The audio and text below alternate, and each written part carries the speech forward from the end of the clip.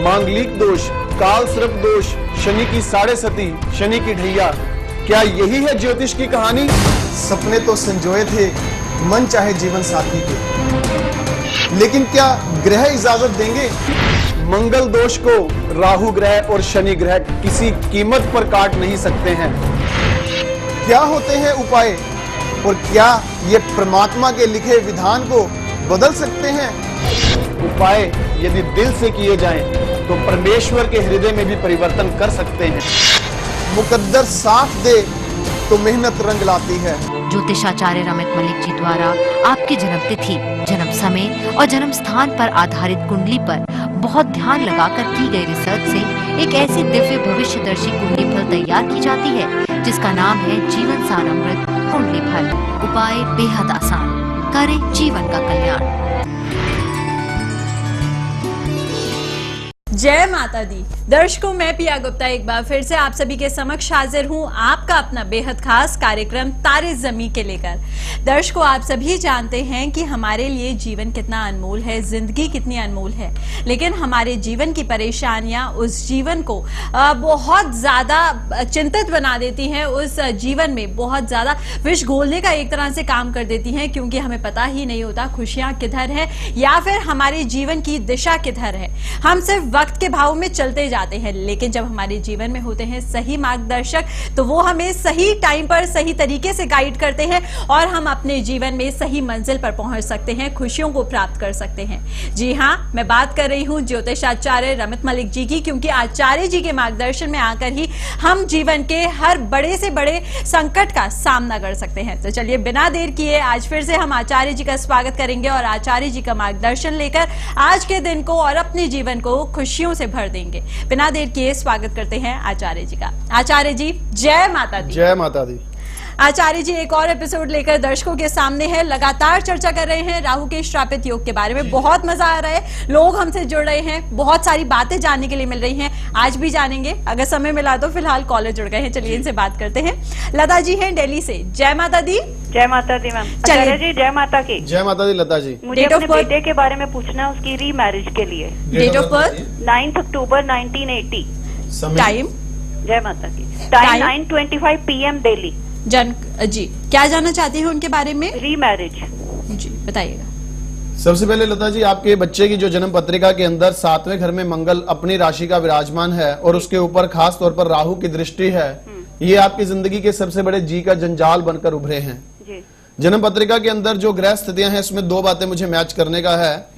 बेटे के लिए ये बात जरूर जानना चाहूंगा कि इन्हें या तो अधिकतम माउथ अल्सर या पेट की प्रॉब्लम, इन दोनों में से क्या कोई समस्या ज्यादा रहती है इनको? पेट की समस्या। दूसरी बात, इनकी पहली जो शादी हुई उसमें खास तौर पर क्या इनके ननिहाल के लोगों ने कोई भूमिका नहीं निभाई थी? बाद में ननिहाल के लोगों को बताया गया था? हाँ जी। तीसरी बात एक और मैच करनी है इनके लिए, जिस लड़की से शादी की गई थी, क्या SMNKP में से उसका नाम आता था या नहीं आता था? एम से। तीनों बातें जो मैंने संकेतों के तौर पर पूछी हैं, आपके कहे अनुसार तीनों बातें मैच करती हैं। शादी के इस जातक के लिए योग, खास तौर पर मेरी बात ध्यान रखना, अक्टूबर 2014 से पहले कोई कदम नहीं बढ़ाना है उस तरफ जो इसको री मैरिज की तरफ लेकर जाए। कोई भी रिश्ता आपको आता है उसे अभी आप विद हेल्ड करके रखें। October 2014 onwards there will be the certain chances of going to be the again marriage, और वो इनके लिए बहुत फ्रूटफुल भी साबित होंगे। एक बात इनकी जन्म पत्रिका के लिए ध्यान रखना, जिस समय इनकी शादी की जाएगी उस समय इन लोगों के लिए खास तौर पर जब फेरे करवाए जाते हैं वेदी के आसपास, तो वहां लकड़ी की चौकी पर बिठाकर इन्हें फेरे करवाइएगा। समझ गए मेरी बात? जमीन पर नहीं चौकड़ी मार के बिठाना इनको बोलना कि लकड़ी के फट्टे पर दोनों बैठेंगे, लकड़ी के चौकी पर बैठेंगे दोनों जन। आचार्य जी द्वारा करते हैं सेकंड टाइम में? हाँ बिल्कुल करने हैं। ठीक है जी। क्योंकि लड़की के लिए जो दोबारा उसी लड़की की जब री मैरिज होगी तो उसका कन्यादान वही सेम पेरेंट्स नहीं कर सकते जिन्होंने पहले कन्यादान किया था। लड़के के लिए कोई ऐसी दिक्कत नहीं है क्योंकि इसने कन्यादान लेना है। हाँ जी। इसलिए इसकी री मैरिज के लिए फेरे करने का कोई किसी प्रकार से रोक नहीं है जी। कोई प्रॉब्लम नहीं है ऐसी। हाँ, जिस लड़की से इसकी शादी होगी अगर उसकी भी सेकंड मैरिज हो तो उनके पेरेंट्स को बोल देना कि पहले जिन्होंने कन्यादान किया था वो कन्यादान ना करें जी। ये छोटा सा उपाय एक मैं बता रहा हूँ, वो नोट कर लो। एक तो लकड़ी की चौकी वाला आपको उपाय बताया, दूसरा इसके करियर और इसकी मैरिड लाइफ आगे सफल रहे उसके लिए एक छोटे से उपाय क्या किसी गरीब लड़की की जहां शादी हो रही हो, हाँ जी। जो अफोर्ड ना करते हो, हाँ जी। उन्हें इस जातक के द्वारा हाँ जी। रेड कलर की पोशाक जरूर एक दान करनी चाहिए, गिफ्ट करनी चाहिए। आचार्य जी वो हम कर चुके हैं, मेरे जेठ की बेटी थी, कन्यादान हमने ही किया था उनका। Very good. कब किया ये लास्ट ईयर अक्टूबर में। और इसकी जब मैरिज जो पहली हुई थी, ये कब हुई थी? ये 2008 में। अच्छा, तो मतलब उसके बाद ये उपाय हो चुका है? हाँ जी। कोई दिक्कत नहीं, परमात्मा की कृपा रही तो अच्छा हो गया, ये उपाय कर दिया। हाँ जी। ये उपाय दोनों आपके लिए जरूरी थे, भगवती की कृपा रही हाँ जी। तो इस बच्चे के लिए अब दोबारा से आपको कोई निराशा का योग देखने को नहीं मिलेगा, जी। सुख की स्थितियां निश्चित तौर पर बनेंगी। धन्यवाद। बिल्कुल। तो चलिए लता जी, हमारी शुभकामनाएं आपके और आपके परिवार के साथ हैं। जो उपाय सुझाए गए हैं उन उपायों को जल्दी से कीजिएगा।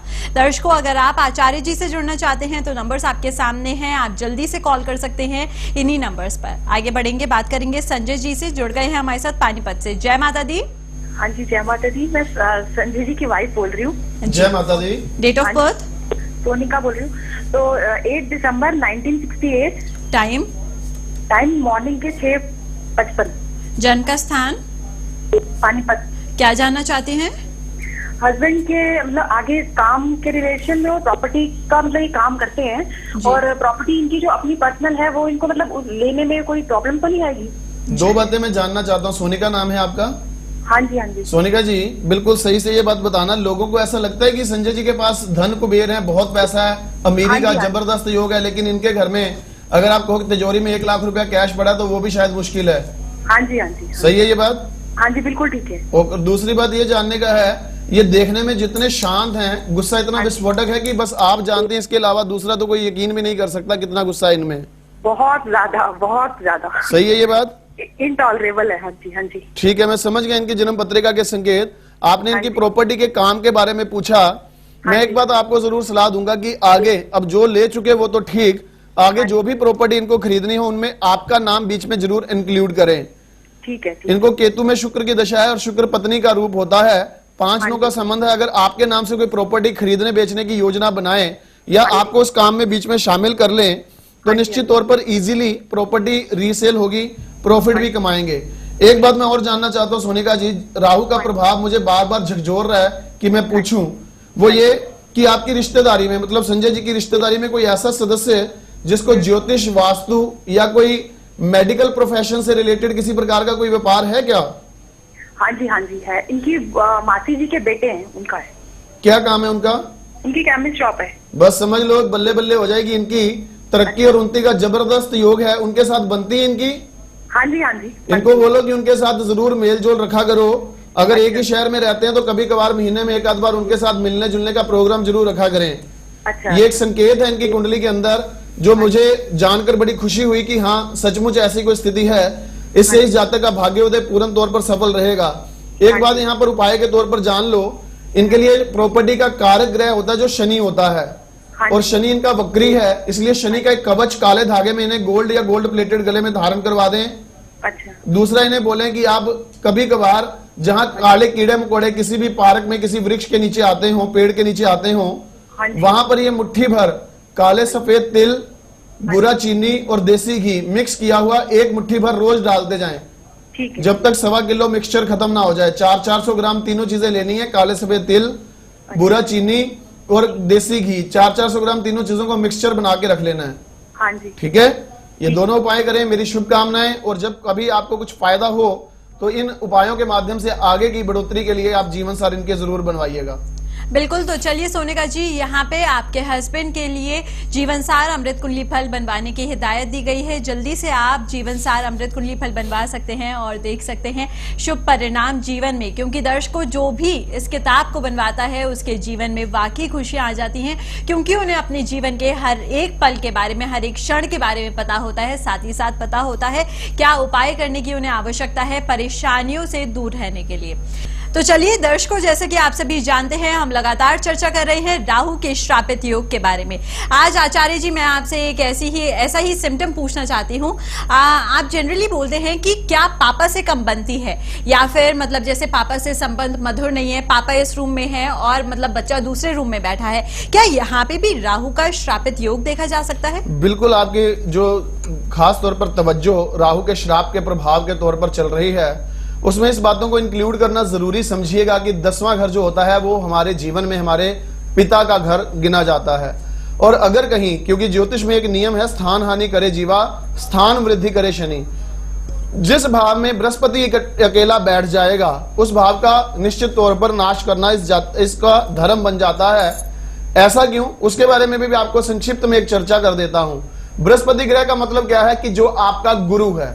और किसी भी मिथोलॉजी में आप देख लें, जहां कहीं कोई ऋषिवर चले जाते हैं, कहीं मुनि चले जाते हैं, कहीं कोई साधु संत चले जाते हैं जो बड़े पहुंचे हुए हों, तो वहां उसको, राजा को भी अपना सिंहासन छोड़ना पड़ता है कि आइए ऋषिवर पधारिए, बैठिए।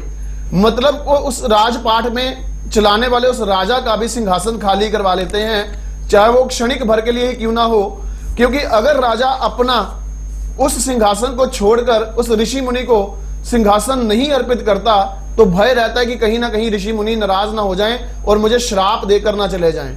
ऐसी स्थिति में कहने का तात्पर्य दूसरी तरफ से यह है कि उस राजा का उच्च समय काल के लिए राज्य अभिषेक भी भंग हो जाता है। अर्थात जहां कहीं बृहस्पति बैठेगा वहां पर इसका निश्चित तौर पर दोष हानि रूप में जरूर प्राप्त होना संभव रहेगा, चाहे वो क्षणिक हानि ही क्यों ना हो।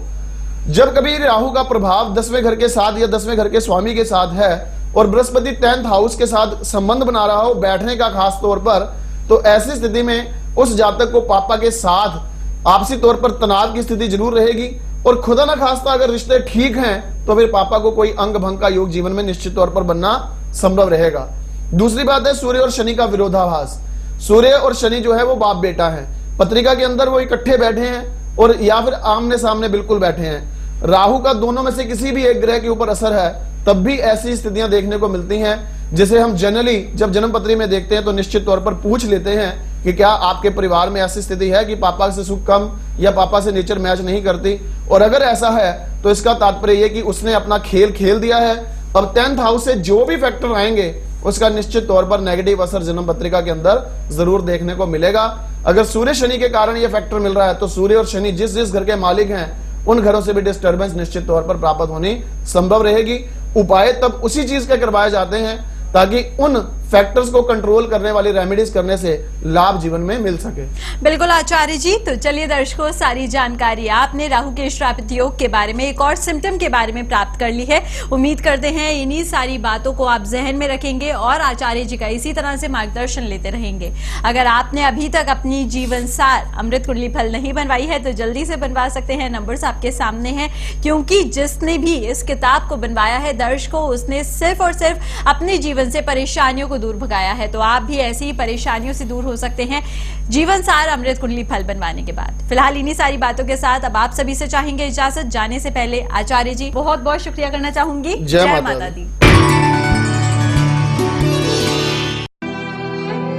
दर्शकों, आचार्य रमित मलिक जी आप सभी के कल्याण हेतु प्रतिदिन 1 घंटे का निःशुल्क परामर्श देने के लिए वक्त निकालते हैं, ताकि जो आर्थिक रूप से कमजोर लोग हैं वो इस सुविधा का लाभ उठाकर ज्योतिष के माध्यम से अपना भाग्य बदल सकें। लेकिन इस नेक काम में उस वक्त बाधा आती है जब आप ज्योतिष को एक जादू समझ लेते हैं और मात्र 2-4 दिनों में ही फायदा होने के सपने देखने लगते हैं। ध्यान रखें, ज्योतिष कोई जादू नहीं बल्कि एक गणना है। आचार्य जी द्वारा जो भी उपाय आप लोगों को सुझाए जाते हैं उसे धैर्य पूर्वक और पूरी श्रद्धा के साथ करें। भरोसा रखें, माता रानी की कृपा से आपकी हर समस्या का समाधान जरूर होगा। यदि आपको 2-4 दिनों के उपायों से कुछ शुभ संकेत या रत्ती भर भी फायदा महसूस होने लगे तो अपने दिल की आवाज को सुनकर आप किसी अच्छे ज्योतिर्विद से पूर्ण हल हेतु कुंडली का संपूर्ण विश्लेषण शीघ्र ही करवा लें। जय माता दी।